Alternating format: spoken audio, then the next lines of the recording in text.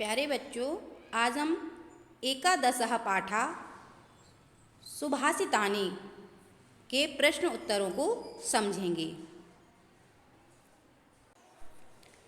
पहला प्रश्न है, एक पदेन उत्तरम लिखत। एक शब्द में उत्तर लिखो।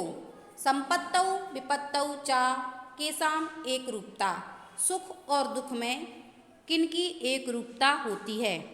उत्तर है महताम, मतलब सुख और दुख में महान लोगों की, बड़े लोगों की एक रूपता होती है, मतलब वो सुख और दुख में एक समान ही रहते हैं। अगला है, अस्त समय सूर्यस्य वर्णः का भवति।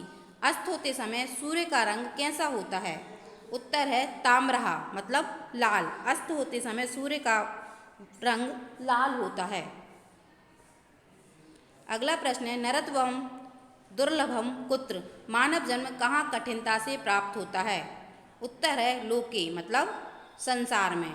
मानव का जन्म संसार में कठिनता से प्राप्त होता है। अगला प्रश्न है, केसाम वसुदेव कुटुंबकम। किनका सारा संसार परिवार होता है? उत्तर है उदार चरिता नाम, यानी उदार हृदय वालों का पूरा संसार ही उनका परिवार होता है। अगला प्रश्न है, परार्थाय वृक्षः कानि यच्छन्ति। दूसरों के लिए वृक्ष क्या देते हैं? उत्तर है फलानि, मतलब फल देते हैं। दूसरों के लिए वृक्ष फल देते हैं। अगला प्रश्न है, एक वाक्येन उत्तरम लिखत। एक वाक्य में उत्तर लिखो। सूर्यस्य वर्णः ताम्रः कदा कदा भवति। सूर्य का वर्ण ताम्र कब कब होता है? उत्तर होगा सूर्यस्य वर्णः ताम्रः उदय काले अस्त काले च भवति। सूर्य का रंग लाल उदय होते समय और अस्त होते समय होता है। अगला प्रश्न है, भारत्या कोशः कस्मात् क्षयमयाति। विद्या का खजाना कैसे घटता है? उत्तर है भारत्या कोशा संचयात क्षयमयाति।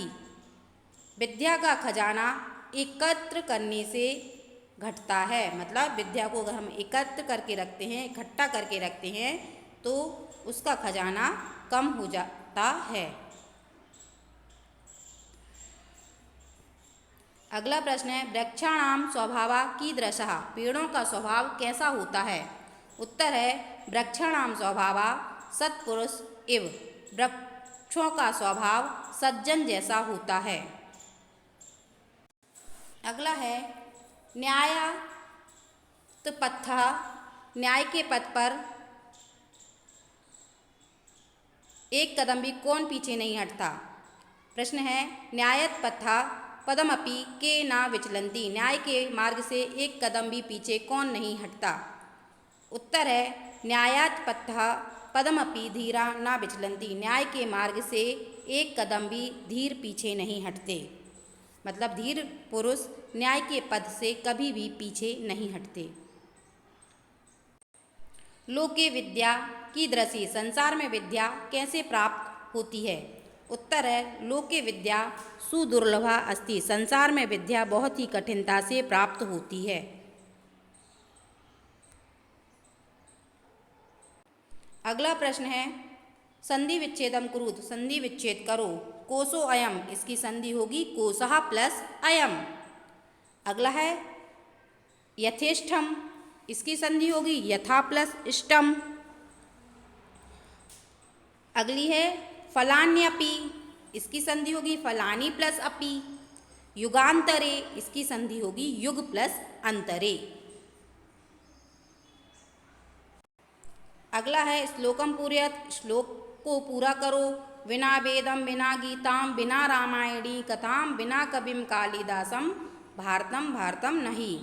मतलब बिना वेद के, बिना गीता के, बिना रामायण कथा के, बिना कवि कालिदास के भारत भारत नहीं है। अगला प्रश्न है, उचित मेलयत। उचित को मिलाओ। इसमें आएगा उदय सविता ताम्रा, मतलब सूर्य उदय होते समय ताम्र होता है। मतलब हुआ कि सूर्य उदय होते समय लाल वर्ण का होता है। अगला है अपूर्वा कोशा तब भारती, मतलब हे भारती तुम्हारा कोश अपूर्व है, हे सरस्वती माता तुम्हारा कोश अपूर्व है। बिना वेदम भारतम भारतम नाही, बिना वेद के भारत भारत नहीं है। अगला है न्याय पथ से धीर विचलित नहीं होते, ठीक है। उसके बाद है शक्ति बहुत ही दुर्लभ है, शक्ति प्राप्त करना बहुत ही यहाँ पर बहुत ही दुर्लभ है। अगला प्रश्न है अधोलिखितै शब्दै वाक्य रचनाम कुरुत, नीचे लिखे शब्दों से वाक्य रचना करो। वाक्य रचना करनी है मतलब वाक्य बनानी है। पहला है देवा, दूसरा है व्ययतः, तीसरा है द्रुमः, चौथा है लक्ष्मी, पांचवा है फलानी। अब शब्द है देवः, इसका वाक्य बनेगा देवः स्वर्गे अस्ति, देव स्वर्ग में हैं। व्ययतः, व्ययतः मतलब होता है खर्च करना, तो विद्या व्ययतः वृद्धिम आयाति, विद्या खर्च करने से उसकी वृद्धि होती है, मतलब विद्या को हम जितना खर्च करेंगे वह उतनी ही बढ़ेगी। द्रुमः मतलब पेड़, द्रुमः सत्पुरुष इव भवति, पेड़ सत्पुरुष के समान होते हैं, पेड़ सत्पुरुष के समान होते हैं। फिर से देख लीजिए,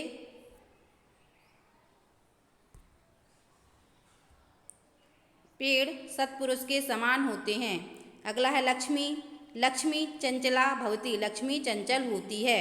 फलानी वृक्षा परार्थाय फलानी यच्छन्ति, वृक्ष परार्थ के लिए फल देते हैं। तो आज आपका यह चैप्टर फिनिश होता है। Thank you.